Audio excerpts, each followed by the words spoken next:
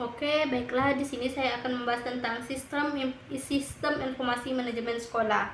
Nah, sistem informasi manajemen sekolah merupakan suatu sistem perencanaan yang ada dalam lembaga berguna untuk memudahkan staf mengurus berbagai kegiatan manajemen dan administrasi sekolah yang dapat diakses secara online. Nah, sistem informasi manajemen ini dibagi menjadi 3. Yang pertama adalah sistem, di mana definisi sistem ini pada berbagai bidang berbeda-beda.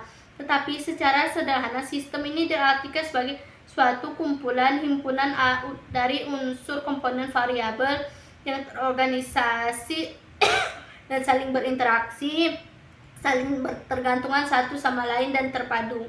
Nah, sedangkan pengertian dari sistem menurut beberapa ahli sebagai berikut, yaitu ahli Gordon B. Davis. Ia menjelaskan atau mengartikan sistem adalah bagian-bagian yang saling berkaitan yang beroperasi bersama untuk mencapai beberapa sasaran atau maksud. Yang kedua, informasi. Informasi adalah suatu hasil pemrosesan data yang diperoleh dari setiap elemen tersebut menjadi bentuk yang mudah dipahami dan merupakan pengetahuan yang relevan dibutuhkan orang untuk menambah pemahamannya terhadap fakta-fakta yang ada. Nah, selanjutnya manajemen. Manajemen berasal dari kata to dan manage yang berarti mengatur, mengurus, mengelola.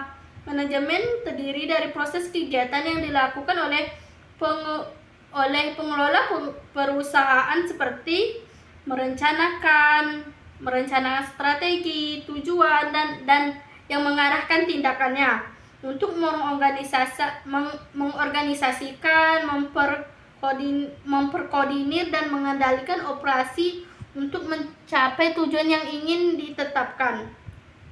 Nah, selanjutnya itu apa sih peran sistem informasi manajemen sekolah ini? Nah, di sini saya akan menjelaskannya. Sistem informasi ini dimanfaatkan oleh para pemakai layanan informasi guna membantu tugas penetapan kebijakan organisasi bagi para kepala sekolah. Keberadaan sistem informasi manajemen pada ujungnya berfungsi untuk menelaah informasi menjadi bahan pengambilan keputusan. Nah, selanjutnya yaitu Badan Sistem Informasi Manajemen Sekolah. Dalam suatu organisasi, informasi mempunyai peranan yang sangat penting.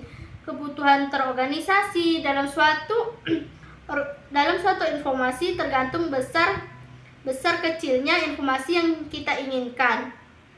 Supaya informasi dapat tersalurkan kepada pengguna informasi, maka pada sebuah organisasi terdapat sistem informasi manajemen yang di sini ada 4. Yang pertama itu bagian pengumpulan data, ada yang bagian penyimpanan data, bagian pemroses data, dan bagian pemrogram data. Nah, bagian pengumpulan data yaitu yang bertugas mengumpulkan data yang baik bersifat internal maupun eksternal. Data internal merupakan data yang berasal dari organisasi. Sedangkan data eksternal merupakan data yang berasal dari luar organisasi, akan tetapi masih terdapat hubungan dengan perkembangan organisasi itu tersendiri. Selanjutnya bagian penyimpanan data. Bagian penyimpanan data bertugas menyimpan data.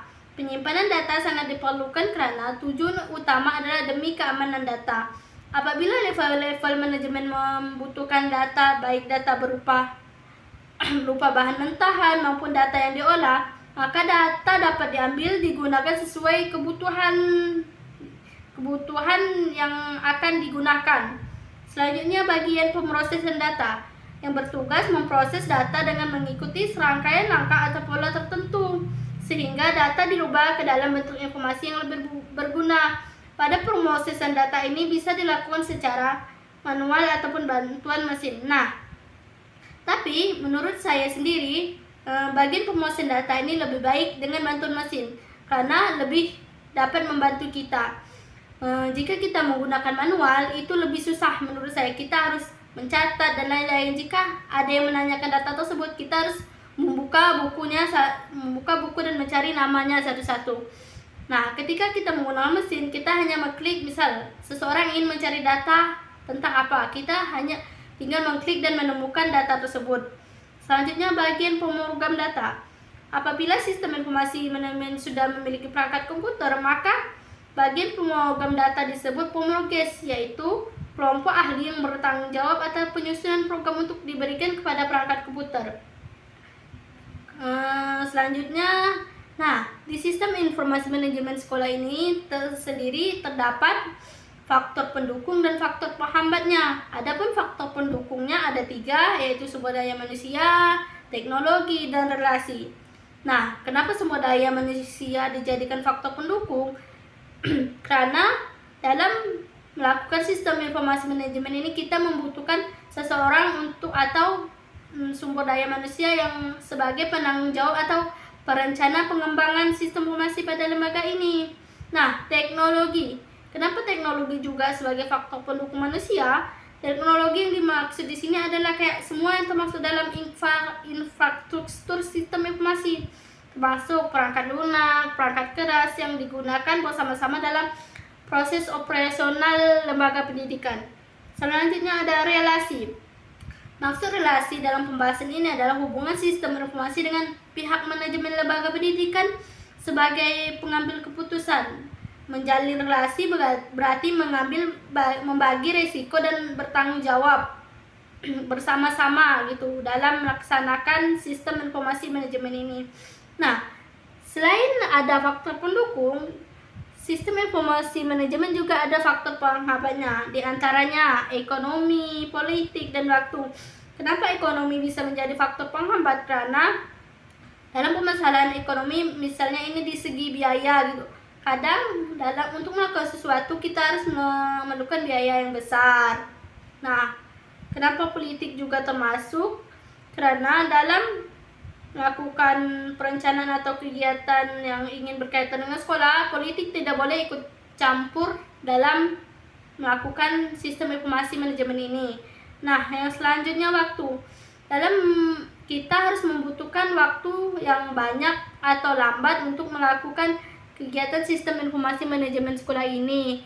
Kenapa waktu bisa jadi faktor penghambat? Karena untuk melakukan suatu perubahan yang baik, kita memerlukan waktu yang lama. Cukup sekian dari saya. Jika ada, Assalamualaikum warahmatullahi wabarakatuh.